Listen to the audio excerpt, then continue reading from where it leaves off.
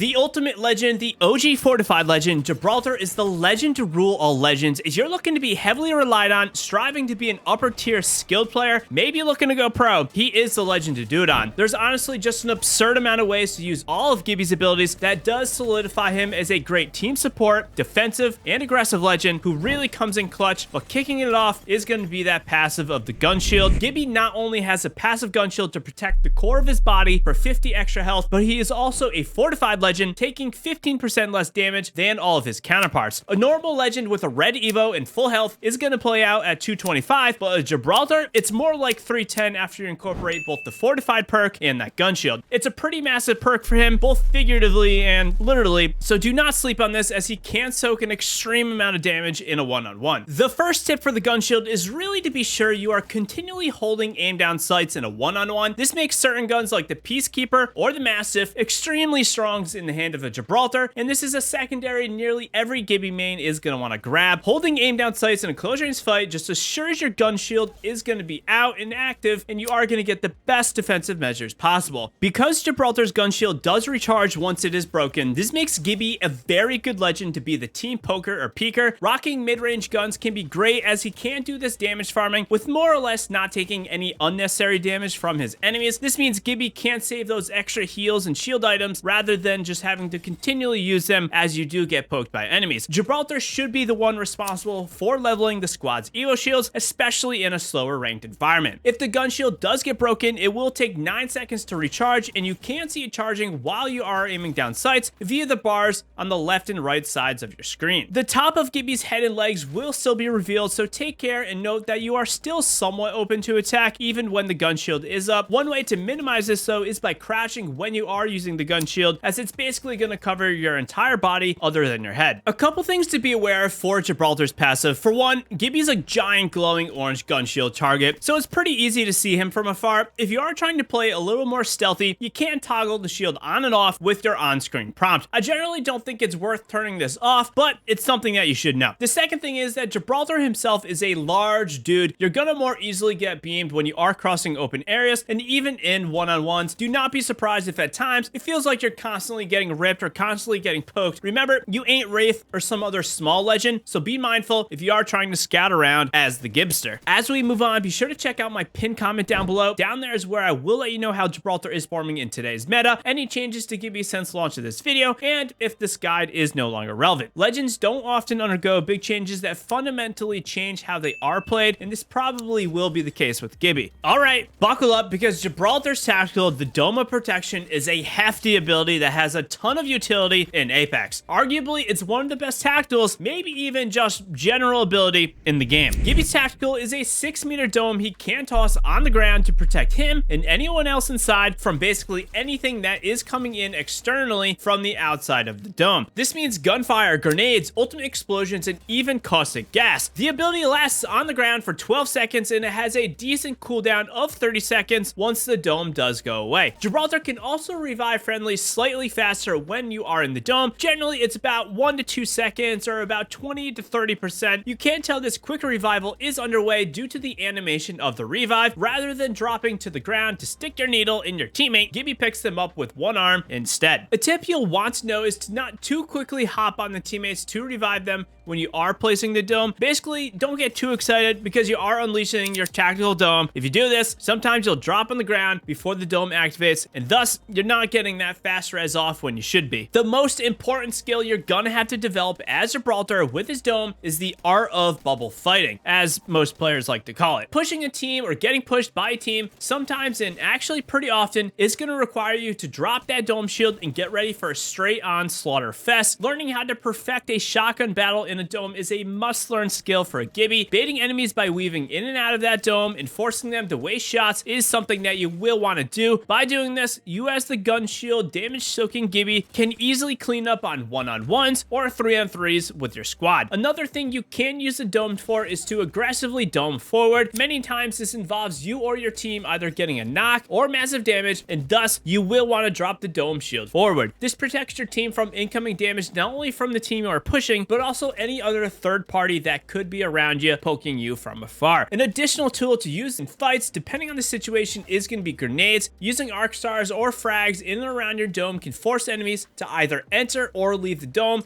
because they don't want to take the damage from that grenade. This gives them the choice of either tanking huge damage from the grenade or walking to the side you as the Gibby are on, ready to unleash some shots on them. The dome shield is also a tool that can be used to support your team purely by creating makeshift cover. Dropping the dome shield down in larger open gaps or anywhere really where there is no cover will leave your team with 12 seconds of cover to reset by healing up or getting ready for a counter play. You could also use the dome as an extra way to block line of sights and really get strategic with your placements and angles. Dropping the dome shield to block longer hallways or more flat level types of areas could mean that you can't get away without necessarily needing to specifically just sit inside your dome shield. Sometimes just dropping that dome shield down to loot up and finish off an enemy is a viable strategy. This can be done in a pinch where you need to get an armor swap or are really in dire need of some more ammo or some healing items. Likewise with this, you can't treat the dome shield kind of like a Watson pylon in an emergency situation where something like a Gibby ult or fuse clusters or other high damage dealing items are incoming. Panic dropping that dome is not a bad idea if it's of course going to save your life. Speaking of Watson, if you are pushing a Watson, the dome will actually break Watson's fence lines temporarily, and it's going to let you breach buildings while the dome is intercepting Watson's fences. And since we are on the topic of specific legends, you're going to want to look out for Crypto's EMP and a Mad Maggie tactical drill, as these are the two main abilities that are huge counters to Gibby and his bubble. The EMP will straight up destroy Gibby's bubble, and Mad Mag's drill is going to basically flush anyone out of that bubble, and they will take a little bit of damage. Everyone wants to use that dome shield to its maximum potential, but if you are in a more enclosed area, you can't drop the dome down in a completely irrelevant location and then make a counterplay off the enemy's willingness to push into a bubble that you are in. This kind of requires the enemy to not have a line of sight on the dome, but it is a pretty sneaky tactic that could work once in a while. A basic trick that is more useful in ranked is to drop Gibby's dome shield on recon beacons while your team pings the beacon. This will let them get that next ring information from safety. A lot of learning how to use Gibby's tactical comes in time and experience, but we do have a few very high-end tricks that next level Gibbies should be using, or at least know how to do, so you can maximize your potential. The first is using the dome shield to stop enemies from kicking down a door.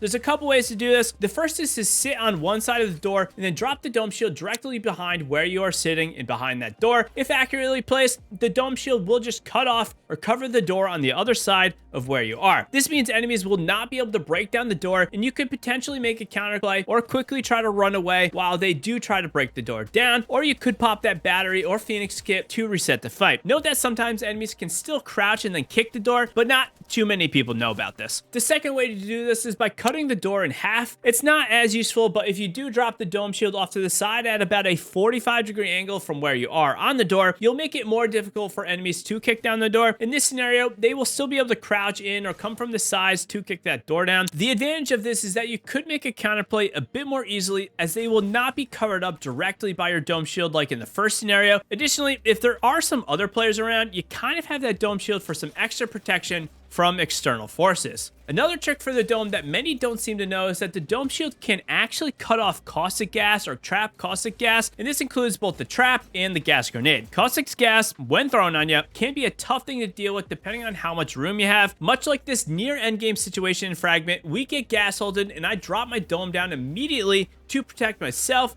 and the squad from taking massive gas damage. The trick to this is that the dome shield cannot cover where the origin of the gas grenade is going off, so you will need to know where the gas is coming from in order for this to work. Either way though, you could use the dome to trap the gas inside of the dome, or use the dome to keep the gas out of it. Just be sure to monitor where the gas grenade initially explodes if it is at all possible. Gibraltar's tactical dome is a wildly good ability, but if you really want to be the most effective with it, you know what you gotta do. Hop into the community Discord to find over 11,000 other like-minded players to party up with, or simply chat with them. And of course, I'm in there as well. You can chat with me. Gibraltar's dome shield may be what he's kind of known for, at least in upper tier player circles, but you still need to know how to effectively use his ultimate to really have the complete Gibraltar package and increase your offensive and supportive capabilities. Gibby's ultimate is a 24-meter airstrike that comes in from the sky and lasts for 6 seconds. Players caught in this blast radius take a huge 40 damage per hit, and it also briefly stuns them. The ultimate absolutely has the ability to 200 to 0 players, so do not sleep on it. You will want to take care of how often you do use this ability and to really save it for the right moment. Its 4.5 minute timer is quite long, and you won't get to use this thing too many times a game. Also note that the ultimate will hurt Gibby himself, but it won't hurt his squad, although they will still be stunned, so you'll want to be mindful of this. The most obvious way to use the ultimate is to force movement on other players. Players that are running from the ring or from other teams are very susceptible to a great Gibraltar ultimate. This is even more so when you are in a later ring and there's really a lot less room for teams to move around. The opposite of this could be to ult an enemy team that has advantageous positioning, forcing them indoors or to retreat while you are able to get some relief and keep enemies away while you move up to safety. During the endgame, waiting as long as possible to use the ultimate is nearly always better, so you can restrict enemy players' play possibility. If possible, taking the cover that an enemy wants to get and then using the Gibraltar ultimate right on or around you is a great way to force enemies into a frenzy by either making them take that ultimate damage or push into you, who is ready to send out some damage on your own. You can also combo the ultimate and tactical dome for even more relief or pressure, depending on if you are trying to push across a zip line, or maybe if you want to revive a teammate but don't want enemies to push straight to you when you are doing that revive. A big counter that you can use against other Gibraltars is to make sure they have to use their tactical dome. The dome is the best protection against the Gibby ult, so if you can force them to use their dome shield in another matter, that will be best. This way you can follow up with that Gibraltar ultimate once their dome shield is about to go away. Another semi-high IQ play is to put an arc star right on top of that Gibby bubble at around 10 to 11 seconds. This means that bubble will disappear and the arc star will drop down to the ground and cause massive damage to anyone still trapped inside that dome. I mentioned these two techniques because it's something that you as Gibby need to be aware of as additional counters to both your ultimate and your dome shield. There's still a few more very important things that you need to know as Gibraltar, such as he is probably the #1 legend, if not in the discussion for a top 2 to 3 legend to get that gold backpack. Maybe the only other legends that should get this revive boosting item over Gibby would be a Lifeline or a Newcastle. Similarly, that gold helmet is so good on Gibby. Most of his abilities are fairly long in the timer area, especially that ultimate, which means a gold helmet will take off a considerable chunk of time to recharge it.